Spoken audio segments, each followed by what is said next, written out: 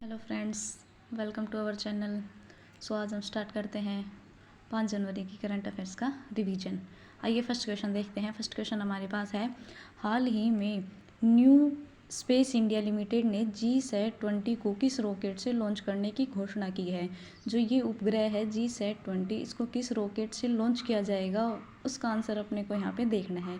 अब देखिए, GSAT-20 जो है, इसी का पुराना नाम क्या है, मतलब इसी का दूसरा नाम हम बोल सकते हैं क्या है, GSAT-N2 भी हम इसी का दूसरा नाम है। अब ये कैसा उपग्रह है, ये है भारी संचार उपग्रह। अब ये किस काम आएगा वो देखिए, हाई स्पीड इंटरनेट के लिए इसका प्रयोग किया जाएगा। GSAT-20 उपग्रह को किस रॉकेट से लॉन्च किया गया, ये फॉल्कन 9 रॉकेट से लॉन्च किया गया है। फॉल्कन 9 रॉकेट किस कंपनी का है, SpaceX कंपनी का है। फॉल्कन 9 जो रॉकेट है, इसकी क्षमता है 8300 kg, मतलब ये रॉकेट कितना हैवी वेट का उपग्रह ले जा सकता है, उसकी क्षमता कितनी है, 8300 kg। और जो GSAT है, इसमें जो वजन है वो कितना है, 4700 kg है। ठीक है, अब इसी से क्यों GSAT उपग्रह को लॉन्च किया गया है, क्योंकि जो भारत के जो यहाँ पे देखिए, जो LVM-3 M4 जिसका नाम बाहुबली था, इनसे क्यों लॉन्च नहीं किया गया ये, क्योंकि जो इनकी क्षमता है, जो मैक्सिमम है, वो 4000 kg वज़न ले जाने की है। अब चंद्रयान-3 जो लॉन्च किया गया है इससे, उसका चंद्रयान का जो वज़न था वो 3900 kg था, इसलिए इसकी लिमिट इतनी नहीं थी कि वो इतना 4700 kg वज़न का उपग्रह ले जाए, इसलिए हमने किससे लॉन्च किया है, फाल्कन 9 से लॉन्च किया है। ठीक है, अब देखिए, एक ये एक्सपोसैट जो उपग्रह था, ये किस रॉकेट से लॉन्च किया गया था, ये PSLV-C58 रॉकेट से ये लॉन्च किया गया था, ये भी आप याद रखेंगे। और देखिए, NVS-01 जो उपग्रह था, किस रॉकेट से लॉन्च किया गया, GSLV-F12 रॉकेट से लॉन्च किया गया था। आगे देखिए, हाल ही में 8वीं बार बैलन डी'ओर पुरस्कार से किसे सम्मानित किया गया है, तो ये किसे सम्मानित किया गया है, लियोनेल मेसी को सम्मानित किया गया है, और ये कहाँ के हैं, अर्जेंटीना के हैं। आगे देखिए, हाल ही में 31 अक्टूबर 2023 को समाप्त हुए मेरी माटी मेरा देश अभियान का संबंध किससे है। ये मंत्रालय पूछा गया है, तो हमें बताना है किस मंत्रालय से इनका संबंध है, तो इनका संबंध है संस्कृति मंत्रालय से। अब इसकी टैगलाइन आपसे पूछी जाए तो टैगलाइन इसकी क्या है, मिट्टी को नमन वीरों को वंदन। याद रखिएगा, इंपॉर्टेंट रहेगी, मिट्टी को नमन वीरों को वंदन इसकी टैगलाइन है। अब देखिए, हाल ही में यूनेस्को के सृजनात्मक शहरों की सूची में किसे शामिल किया गया है, तो ये 2 शहर जिनको शामिल किया गया है वो कहाँ कहाँ के हैं, एक ग्वालियर मध्य प्रदेश का है, और एक है कोझिकोड, ये कहाँ का है, ये केरल का है। आगे देखिए, अमूर्त सांस्कृतिक धरोहर में अभी 15th नंबर की जो है वो किसको शामिल किया गया है, गरबा नृत्य को शामिल किया गया है। और आप बिल्कुल तरीके से जानते होंगे कि गरबा नृत्य कहाँ का है, गुजरात का है, ये आप सभी को पता होगा। तो इससे पहले हमारे पास 14 अमूर्त सांस्कृतिक धरोहर थी। अब ये जो गरबा नृत्य है, इसका कौन सा नंबर है, 15th नंबर है। आगे देखिए, यूनेस्को जो साइट में अभी जस्ट शामिल किए गए हैं, वो 41वीं जो साइट है वो शांति निकेतन है, और जो 42वीं जो साइट है वो कौन सी है, होयसलेश्वर मंदिर। देखिए दोस्तों, सेकंड क्वेश्चन क्या कहता है, हाल ही में Bharat radio telescope project SKAO में शामिल हुआ है। SKAO की स्थापना कहाँ होगी, SKAO की फुल फॉर्म देख लीजिए, square kilometre array object battery. अब देखिए, विश्व का सबसे बड़ा रेडियो टेलीस्कोप प्रोजेक्ट है जो SKAO है, ये विश्व का सबसे बड़ा रेडियो टेलीस्कोप प्रोजेक्ट है। अब ये किस किस को कवर करेगा, ऑस्ट्रेलिया और अफ्रीका महाद्वीप को ये कवर करेगा, और इसका हेडक्वार्टर कहाँ पे होगा, इंग्लैंड में इसका हेडक्वार्टर होगा। अब देखिए, यहाँ पे जो अपना क्वेश्चन था कि इसकी स्थापना कहाँ होगी, तो आंसर क्या हो जाएगा, ऑस्ट्रेलिया और अफ्रीका में इसकी स्थापना होगी। अब इससे पहले क्या अपने पास कोई और टेलीस्कोप था, इससे पहले हमारे पास अरेसीवो टेलीस्कोप था जो अभी नष्ट कर दिया गया है। अब देखिए, लिक्विड मिरर टेलीस्कोप उत्तराखंड में स्थापित होगा। आपसे पूछ लिया जाए लिक्विड मिरर टेलीस्कोप कहाँ स्थापित होगा, उत्तराखंड में स्थापित होगा, जो एशिया का सबसे बड़ा टेलीस्कोप होगा। हाल ही में सचिन तेंदुलकर की प्रतिमा का अनावरण कहाँ हुआ है, तो वानखेड़े स्टेडियम में सचिन तेंदुलकर की प्रतिमा का अनावरण किया गया है। वानखेड़े स्टेडियम कहाँ है, मुंबई में है।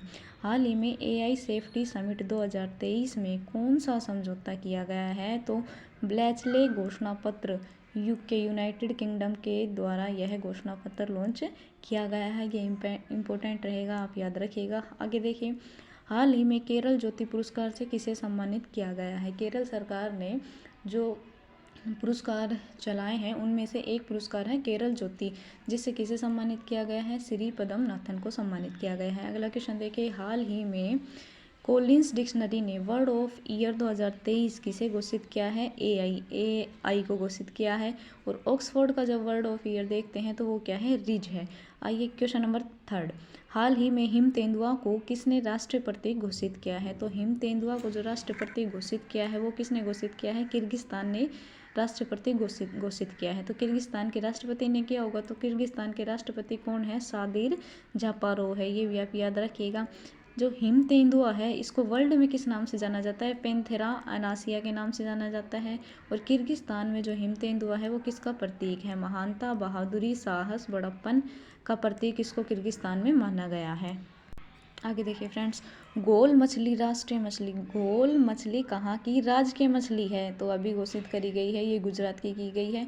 हिम तेंदुआ राजकीय पशु, जो हिम तेंदुआ है वो कहाँ का राजकीय पशु है, जम्मू एंड कश्मीर का राजकीय पशु है। केसर है हिंद राज्य की तितली कहाँ की है, अरुणाचल प्रदेश की है। संगाई जो डांसिंग हिरन है ये मणिपुर का है। बारहसिंगा उत्तर प्रदेश और मध्य प्रदेश के हैं। और नीलगिरी जो तहर है वो कहाँ का है, तमिलनाडु का है। अगला क्वेश्चन देखिए, हाल ही में चर्चा में रहे प्रोजेक्ट कुशा का संबंध किससे है। तो प्रोजेक्ट कुशा का संबंध किससे है, डीआरडीओ से है। डीआरडीओ की स्थापना देखिए फ्रेंड्स कहाँ पे कब हुई थी, 1 जनवरी 1958 को डीआरडीओ की स्थापना हुई थी। आगे देखिए, इनकोर ऐप का संबंध किससे है। इनकोर ऐप का संबंध है भारतीय निर्वाचन आयोग से।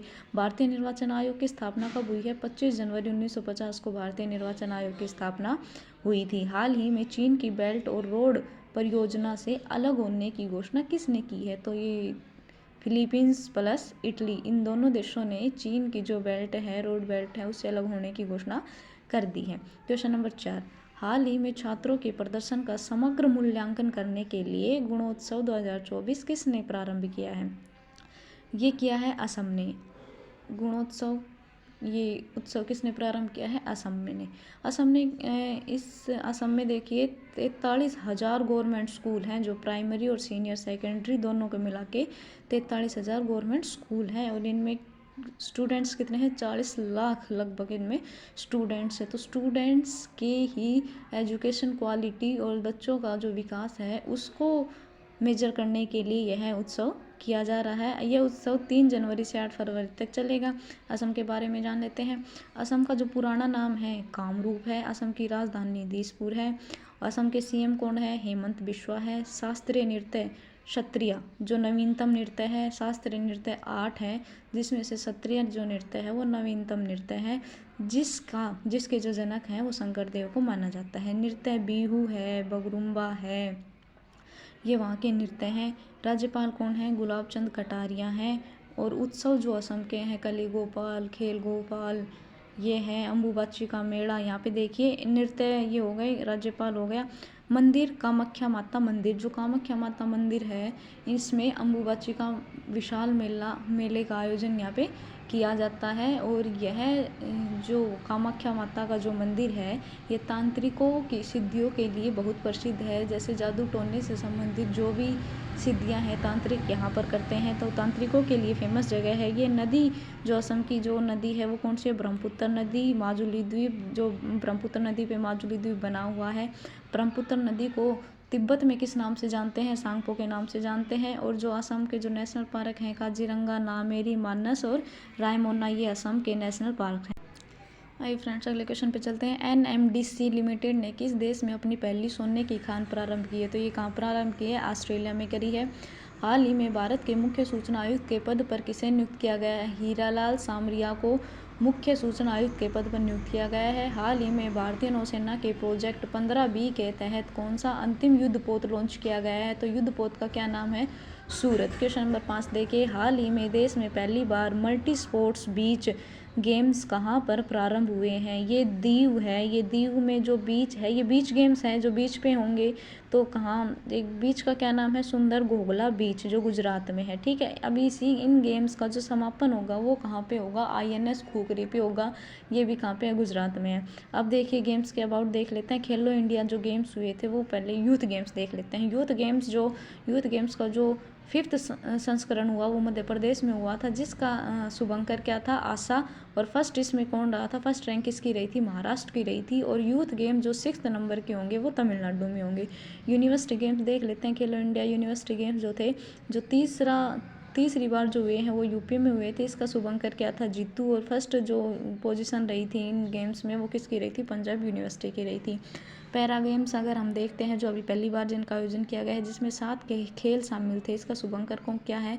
उज्ज्वला इसका शुभंकर था। न्यू दिल्ली में ये इनका आयोजन हुआ था। और फर्स्ट रैंक किसकी रही? हरियाणा की रही थी, 105 मेडल के साथ रही थी। ठीक है, आगे देखिए 37वें नंबर के जो नेशनल गेम्स हुए थे, इनका आयोजन कहाँ पे हुआ था? गोवा में हुआ था। और मैंने कल आपको बताया था गोवा क्षेत्रफल में सबसे छोटा राज्य है, तो इसका क्षेत्रफल कितना है?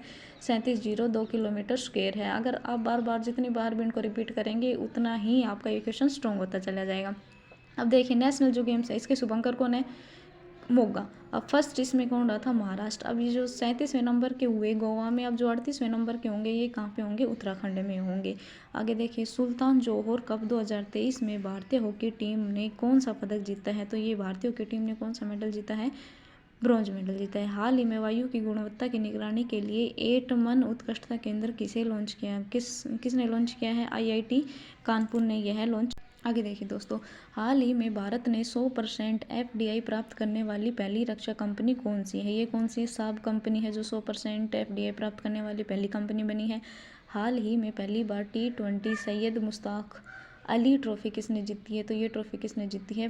पंजाब ने जीती है, जो पहली बार जीती है। क्वेश्चन नंबर 6 देखिए, हाल ही में डिजिटल शेंगेन वीज़ा जारी करने वाला पहला यूरोपीय देश कौन सा है? तो पहला यूरोपीय देश कौन सा है? फ्रांस है। शेंगेन संधि यूरोपीय देशों के बीच होती है। अब देखिए इसका मतलब समझिए, शेंगेन वीज़ा जारी करने का मतलब क्या है? जैसे 2 देश हैं, 3 देश, मान लीजिए 3 देश और इनकी बाउंड्री टच हो रही है। ठीक है, मान लिया इनकी बाउंड्री टच हो रही है। पहले वीज़ा का क्या था? अगर हमने इस देश का वीज़ा लिया है तो हम इस देश में एंट्री नहीं कर सकते थे।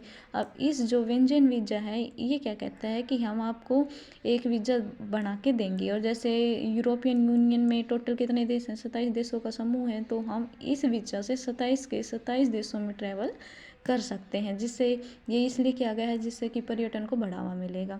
ठीक है, आगे देखिए दुनिया का पहला AI ह्यूमनॉइड रोबोट CEO कौन सा है? तो ये कौन है भाई? मिका है। हाल ही में ब्रिटेन के नए विदेश मंत्री कौन नियुक्त हुए हैं? डेविड कैमरून नियुक्त हुए हैं। हाल ही में गोवा राष्ट्रीय खेलों में सर्वश्रेष्ठ पुरस्कार एथलीट का अवार्ड किसे मिला है? ये मिला है श्री हरि नटराज को मिला है, याद रखिएगा। आगे देखिए हाल ही में puberty athlete of the year 2023 से किसे नामित किया गया है? विराट कोहली को नामित किया गया है। विराट कोहली को, जो इसमें लियोनेल मेसी और विराट कोहली के बीच जो प्रतिस्पर्धा थी, इसमें के 70% जो वोटिंग थी वो विराट कोहली के फेवर में है और 22% जो वोटिंग थी वो लियोनेल मेसी के में है।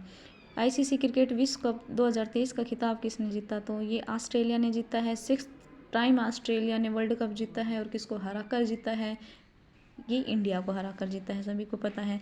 72वीं मिस यूनिवर्स 2023 का खिताब किसने जीता है? तो 72वीं जो मिस यूनिवर्स है 2023 है, इसका खिताब जीता है सेनिस पलासियोज ने। और ये सेनिस पलासियोज कहाँ की है? निकारागुआ की है। ओके, 8th क्वेश्चन देखते हैं। 8th क्वेश्चन क्या कहता है? हाल ही में PM ने 400 करोड़ रुपए में फास्ट ब्रीडर रिएक्टर प्लांट का उद्घाटन कहाँ किया है? तो ये कहाँ पे किया है? कल्पकम जो स्थान है ये तमिलनाडु में पड़ता है, वहाँ पे किया है। अब ये फास्ट ब्रीडर जो रिएक्टर प्लांट है, इसमें क्या किया जाएगा? बिजली उत्पादन किया जाएगा। तो बिजली उत्पादन कौन सी कंपनी करेगी? तो वो कौन सी कंपनी है? बाविनी कंपनी है जो बिजली का उत्पादन वहाँ पे। आगे देखिए फ्रेंड्स, हाल ही में सर्वश्रेष्ठ कॉमेडी श्रेणी में अंतर्राष्ट्रीय एमी पुरस्कार जीतने वाले पहले भारतीय कौन हैं? तो पहले भारतीय कौन है? वीर दास हैं, याद रखिएगा। हाल ही में नासा इम्पैक्ट प्लेनेट पुरस्कार किसे मिला है? डॉक्टर सुजीत राय को मिला है। हाल ही में 21,500 फीट की ऊंचाई से हेलीकॉप्टर से छलांग लगाने वाली दुनिया की पहली महिला कौन है? भाई ये शीतल महाजन है। इंपॉर्टेंट है, याद रखिएगा। क्वेश्चन नंबर 9 देखिए, हाल ही में मोटे अनाजों के उत्पादन को बढ़ावा देने के लिए रानी दुर्गावती श्री अन्न प्रोत्साहन योजना प्रारंभ करने की घोषणा की है। तो किसने करी है? मध्य प्रदेश ने की है। तो मध्य प्रदेश सरकार ने क्या कहा है, जो भी मोटा अनाज उगाएगा, जैसे बाजरा, मोटा अनाज आप समझते होंगे, दाल हो गया, बाजरा हो गया, इनकी जो फसल, इनका जो उत्पादन होगा उस पर क्या होगा, 1 kg पे 10 रुपये प्रोत्साहन राशि दी जाएगी। तो आगे देखिए, भारत का 54वां जो टाइगर रिजर्व है, रानी दुर्गावती टाइगर रिजर्व है, भारत का 54वां है, जो कहाँ पे है? मध्य प्रदेश में है। आगे देखिए, हाल ही में विश्व के पहले 3D मुद्रित मंदिर का अनावरण कहाँ हुआ है? तो ये कहाँ पे हुआ है? तेलंगाना में हुआ है। क्वेश्चन नंबर 10 देखिए, हाल ही में पुलिस शिकायत निवारण पोर्टल आवाम से आवाम के लिए कहाँ लॉन्च हुआ है? जम्मू कश्मीर में। इसका जैसे पुलिस पब्लिक की प्रॉब्लम का सॉल्यूशन करती है, तो पुलिस की जो प्रॉब्लम होंगी उनका सॉल्यूशन कौन करेगा? उनके सॉल्यूशन के लिए यह लॉन्च किया गया है। तो कहाँ पे? जम्मू कश्मीर में लॉन्च किया गया है। देखिए, टेनिस का वर्ल्ड कप डेविस कप 2023 का विजेता कौन है? ये कौन रहा भाई? इटली रहा है। सिलकियारा सुरंग का संबंध किससे है, जो अभी चर्चा में रही थी? तो इसका संबंध किससे है भाई? उत्तराखंड से है। Okay, thank you.